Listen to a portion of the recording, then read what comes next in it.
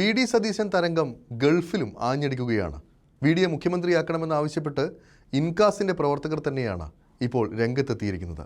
തെരഞ്ഞെടുപ്പിനെ നയിച്ച വി.ഡിയാണ് മുഖ്യമന്ത്രിയാവാൻ യോഗ്യനെന്നാണ് ദുബായിൽ നടത്തിയ വാർത്താ സമ്മേളനത്തിൽ ഇൻകാസിൻ്റെ പ്രവർത്തകർ ഒരേ സ്വരത്തിൽ പറയുന്നത്.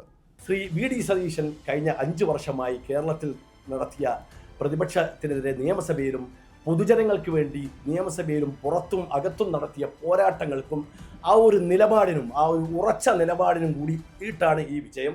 അതുകൊണ്ട് അദ്ദേഹത്തിന് ഒരവസരം കേരളത്തിൻ്റെ മുഖ്യമന്ത്രിയായി ബഹുമാനപ്പെട്ട AICC പ്രസിഡന്റ് ശ്രീ മല്ലികാർജ്ജുൻ ഖാർഗെയും ശ്രീ രാഹുൽ ഗാന്ധിയും ബഹുമാനപ്പെട്ട KPCC നേതൃത്വവും അദ്ദേഹത്തിന് നൽകണം എന്ന് ഒരു വിനീതമായ അഭ്യർത്ഥനയാണ്.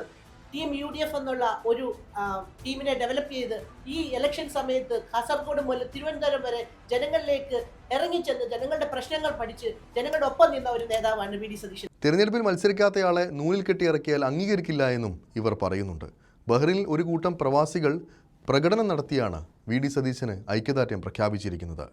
ഗംഭീര വിജയമുണ്ടായെങ്കിലും ഈ ഒരു മുഖ്യമന്ത്രി തർക്കം ഇങ്ങനെ നീണ്ടുപോകുന്നതിൽ പ്രവാസികളെല്ലാവരും തന്നെ വലിയ തോതിൽ അസ്വസ്ഥരാണെന്നും ഇവരെല്ലാവരും പറഞ്ഞു വയ്ക്കുന്നുണ്ട്. സമൂഹ മാധ്യമങ്ങളിലും വി.ഡി. സതീശന് വേണ്ടി പ്രവാസികൾ നേരിട്ട് തന്നെ രംഗത്തെത്തുന്ന കാഴ്ചയും കാണാനാകുന്നുണ്ട്.